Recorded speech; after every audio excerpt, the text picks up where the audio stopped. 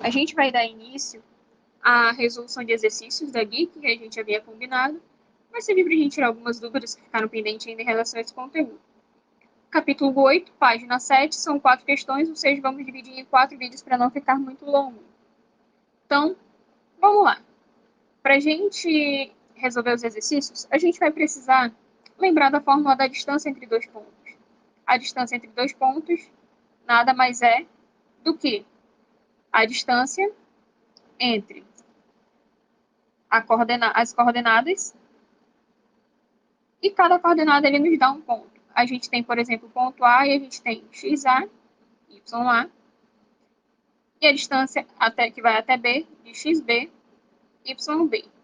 E são essas coordenadas que a gente vai usar na fórmula. Ela é baseada no Teorema de Pitágoras, vocês já ouviram falar, ele não é um estranho para a gente.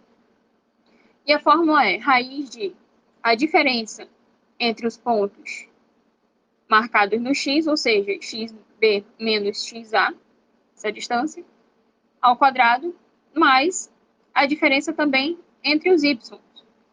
Mas eu posso mudar a ordem? Sempre vai ter que ser nessa ordem? Não. Eu poderia fazer xa menos xb, contanto que aqui desse outro lado aqui, ó, ele também ficasse ya menos yb. Se nesse primeiro momento a gente faz a menos b, então no segundo também vai ser a menos b, certo?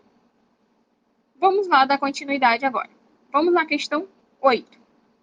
Questão 8 diz o seguinte: determine o perímetro do triângulo abaixo de vértices A, B e C.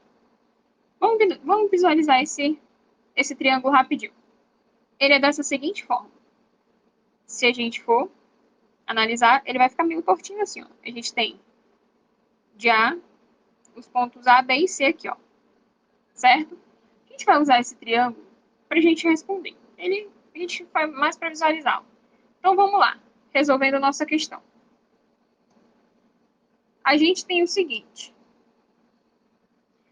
O triângulo, ele tá aqui bonitinho, certo? A gente tem A, B e C. Se o perímetro é a soma de todos os lados, a gente vai ter que calcular a distância de A para B, B para C e C para A. Então, vamos começar com essa distância aqui, ó. Com essa distância. Distância de A para B. E a gente tem as nossas coordenadas e é isso que a gente vai usar.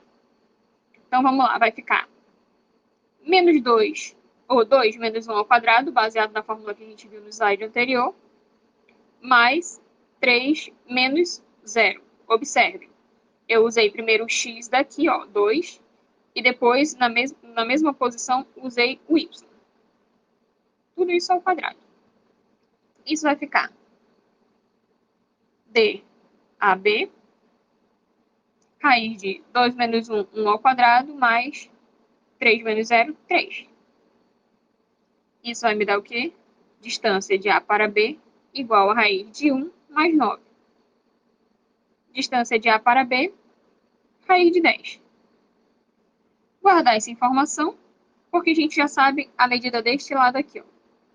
Agora a gente vai ver a distância de B para C. Essa distância aqui, ó. A gente vai usar a mesma fórmula. De C para B. 3 menos 2 ao quadrado, mais 1 menos 3. Por que eu digo que a ordem não altera? Porque como ele vai ser elevado ao quadrado, ele vai sempre ficar positivo no final. Então, aqui ficaria o quê?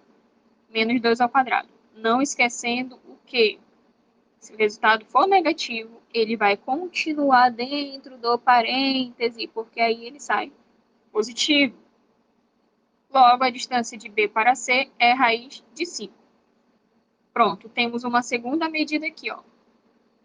E agora a gente vai calcular de A para C.